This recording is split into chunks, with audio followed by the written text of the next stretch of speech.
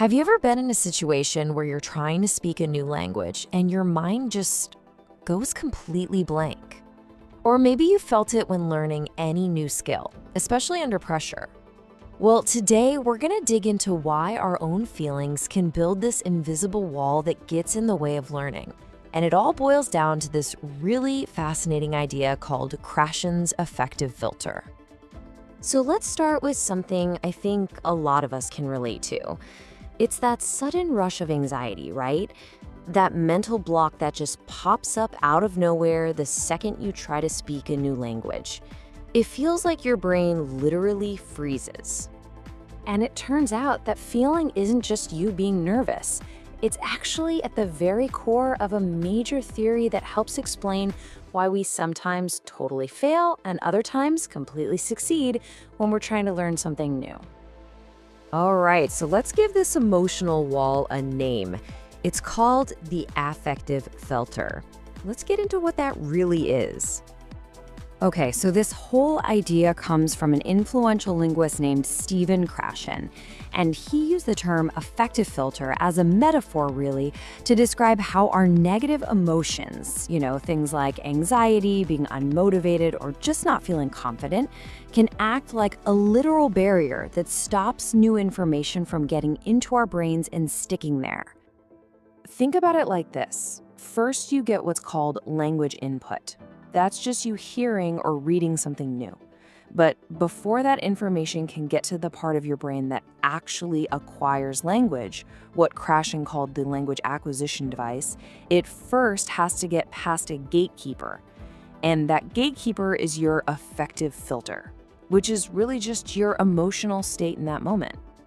And here is the absolute key. If you're feeling stressed out or anxious or just not into it, that filter goes way, way up. It's like a shield goes up and the new language can't get in. The lesson to be the best in the world, but if your filter is high, all that great information just bounces right off. It never reaches its destination. Krashen himself said it best. He argued that real, solid learning happens when anxiety is low and we're not feeling defensive. It's pretty simple, right? For our brains to be truly open to learning new things, we have to feel safe and comfortable. So if this filter is the problem, then the big question is, how do we lower it?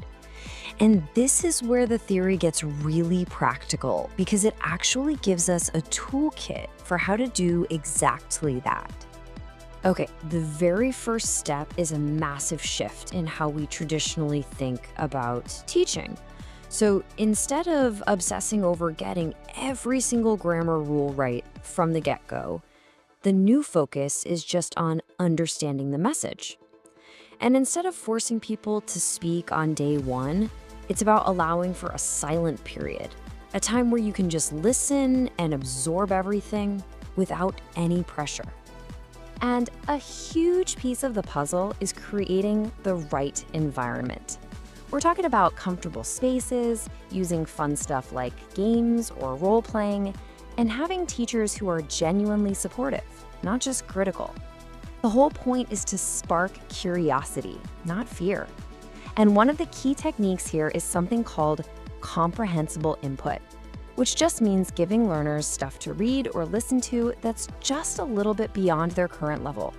Challenging, but not so hard that they just give up.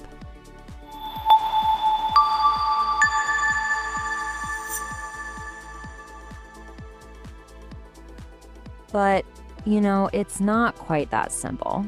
Like any big game-changing idea, the affective filter hypothesis has definitely faced some tough questions and criticisms over the years.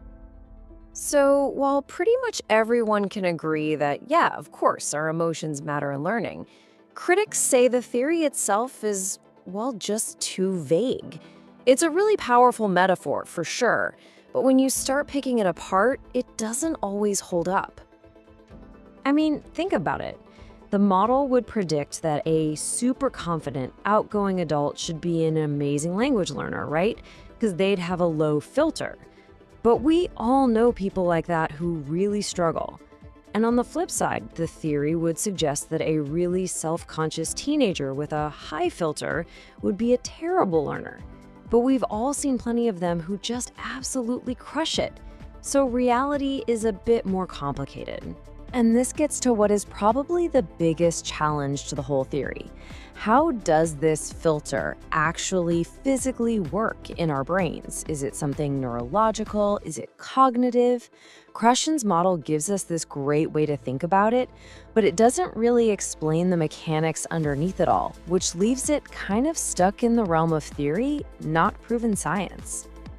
So, with all these critiques in mind, what's the bottom line? What should we really take away from the affective filter hypothesis? Look, whether the filter is a perfect scientific model or not, it points to a truth that is just undeniable. Our emotional state is absolutely crucial to learning. When we feel good, when we're motivated, positive, and confident, we create the perfect conditions for our brains to just soak up new information like a sponge. And that kind of leaves us with one last thing to think about. I want you to reflect on your own life. Think about a classroom you were in, or a new hobby you tried to pick up, or even starting a new job. How have your feelings, your own personal affective filter, either helped you fly or held you back?